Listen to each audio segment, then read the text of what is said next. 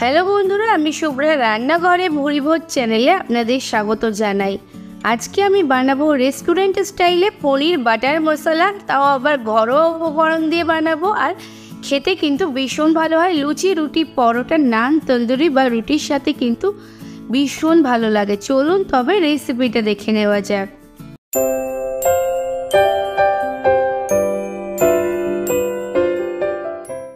পনির butter মশলা বানানোর জন্য এখানে আমি 200 গ্রাম পনির নিয়ে নিয়েছি। পনিরটাকে আমি চৌকো চৌকো করে কেটে নেব। খুব বেশি বড় করব না, একটু ছোট করেই আমি কেটেছি, তবে শেপটা কিন্তু আপনারা আপনাদের পছন্দ মতো করতে পারেন। আমি ঠিক এরকমভাবে ছোট ছোট করে টুকরো করে নিয়েছি। আর এই একইভাবে সব পনিরগুলোই আমি কিন্তু এখানে কেটে নিয়েছি। এরপর একটা পাত্রে কিছুটা নিয়ে নিচ্ছি গরম জল, আর গরম জলটার মধ্যে আমি কেটে রাখা পনিরের টুকরোগুলো দিয়ে দিচ্ছি। এতে করে পনিরগুলো বেশ সফট হয়ে যাবে। আপনারা চাইলে একটু ভেজে নিতে পারেন, তবে কিন্তু আমি আজকে এই রেসিপিটাতে পনিরটা ভাজবো না। তো দিয়ে দিয়েছি। এরপর এভাবে ভিজিয়ে রেখে দেব। আর এরপর গ্যাসে একটা কড়াই বসিয়ে দিয়েছি। কড়াইটা গরম হয়ে গেলে দিয়ে দিচ্ছি 2 টেবিল চামচ সাদা তেল আর হাফ টেবিল চামচ বাটার। আর বাটারটা মেল্ট হয়ে গেলে দিয়ে দিচ্ছি ছোট সাইজের 2টো ঝিরিঝিরি করে কেটে রাখা পেঁয়াজ। পেঁয়াজটা দিয়ে 2 মিনিট মতো নেড়ে চেড়ে ভেজে নেব। আর যখন পেঁয়াজটা এরকম একটু ভাজা শুরু হবে, তখনই এর মধ্যে আমি দিয়ে দিচ্ছি একটু আদা। এখানে 1 ইঞ্চি পরিমাণে আদা কুচি করে কেটে দিয়েছি। আবারও 2 মিনিট মতো ভেজে নেব। আদা ভাজতে ভাজতে তারপরে আমি এর মধ্যে দিয়ে দিচ্ছি 5 থেকে 6 কোয়া রসুন। রসুনটা দেওয়ার পরও আবারও 2 মিনিট ভেজে নেব একইভাবে।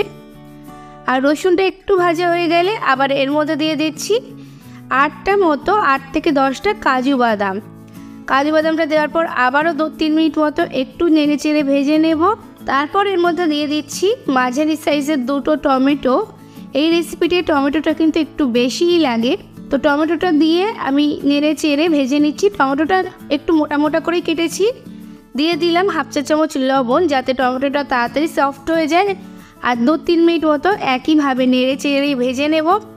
ভাজতে ভাজতে যখন টমেটোটা সফট হয়ে আসবে ঠিক ততক্ষণ পর্যন্ত ভাজতে হবে। তারপর এটাকে ঠান্ডা করে মিক্সিতে মিহি পেস্ট বানিয়ে নেব। অবশ্যই ঠান্ডা করে নিতে হবে, তারপরে মিক্সিতে পেস্টটা বানাতে হবে। প্রয়োজনে একটু জল অ্যাড করতে পারেন। পেস্টটা তৈরি করে নিয়েছি। এরপর একটা ছাঁকনি দিয়ে এটাকে ছেঁকে নেব। এতে যে গ্রেভিটা হবে সেটা ভীষণ স্মুথ হবে। তো এরকমভাবে ছাঁকনি দিয়ে গ্রেভিটাকে ছেঁকে নিচ্ছি। আর ছেঁকে নেওয়ার পর দেখুন এই যে অংশটা রয়েছে, যাতে এই টমেটোর খোসা বা মোটা কোনো মশলার অংশ থাকলে সেটা কিন্তু ছেঁকে বাদ দিয়ে দেবো। আমি ছাঁকার সময় একটু জল ব্যবহার করেছিলাম, হাফ কাপ মতো। তো মশলাটা ছেঁকে নেওয়া হয়ে গেছে। ওই কড়াইটাই পরিষ্কার করে আবারও বসিয়ে দিয়েছি। 1 টেবিল চামচ দিয়ে দিলাম সাদা তেল আর 1 টেবিল চামচ দিয়েছি বাটার। বাটারটা মেল্ট হলে দিয়ে দিলাম হাফ চা চামচ গোটা জিরে, 1 টুকরো দারচিনি, 2টো এলাচ, 2টো লবঙ্গ। ফোড়নটা থেকে সুন্দর গন্ধ বেরোলে ছোটো সাইজের একটা ঝিরি করে কাটা পেঁয়াজ দিয়ে দিলাম। পেঁয়াজটা নেড়ে চেড়ে ভেজে নেব। মোটামুটি একটু লালচে রং হওয়া পর্যন্ত পেঁয়াজটাকে ভাজতে হবে। তো ভাজতে ভাজতে যখন পেঁয়াজটা বেশ সুন্দর একটু লালচে কালার চলে আসবে ঠিক এরকম, তখন এর মধ্যে দিয়ে দিচ্ছি 1 চা চামচ কাশ্মীরি লঙ্কার গুঁড়ো, 1 চা চামচে 3 ভাগের 1 ভাগ হলুদ, হাফ চা চামচ ধনে গুঁড়ো, হাফ চা চামচ জিরে গুঁড়ো, 1 চা চামচে 3 ভাগের 1 ভাগ লাল লঙ্কার গুঁড়ো। এটা ঝালের জন্য, ঝাল কিন্তু আপনারা স্বাদ বুঝে দেবেন। এরপর মশলাটাকে 1 মিনিট মতো কষিয়ে নেব। খুব বেশিক্ষণ কষানোর প্রয়োজন নেই, তাহলেই কিন্তু মশলা থেকে তেল ছেড়ে দেবে। মশলা থেকে তেল ছাড়তে শুরু করলে এর মধ্যে আগে থেকে তৈরি করে রাখা মশলার পেস্টটা দিয়ে দিলাম। এরপর সমস্ত পেস্টটা দিয়ে নেড়ে চেড়ে সুন্দর করে কষিয়ে নেব। 4 থেকে 5 মিনিট সময় ধরে মিডিয়াম ফ্লেমে রেখে কষাতে হবে। আর কষাতে কষাতে কিন্তু মশলা থেকে সুন্দর করে তেল ছাড়তে শুরু করবে। ততক্ষণ পর্যন্ত মশলাটাকে কষাতে হবে। মশলা কষাতে কষাতে হাফ চা চামচ দিয়ে দিলাম লবণ। লবণ কিন্তু আমি আগে মশলায় ব্যবহার করেছি। আর দিয়ে দিলাম হাফ চা চামচ চিনি। একটু মিষ্টি দিলে টমেটোর টক ভাবটা ব্যালেন্স হবে, তবে আপনারা স্বাদ মতো কম বেশি দিতে পারেন। এরপর সমস্ত কিছু নেড়ে চেড়ে কষিয়ে নিয়েছি। মশলাটা দেখুন তেল ছাড়তে শুরু করে দিয়েছে, আর আগে থেকে অনেকটাই ড্রাই হয়ে গেছে। ঠিক এ পর্যায়ে পর্যন্ত মশলাটাকে কষিয়ে নিতে হবে।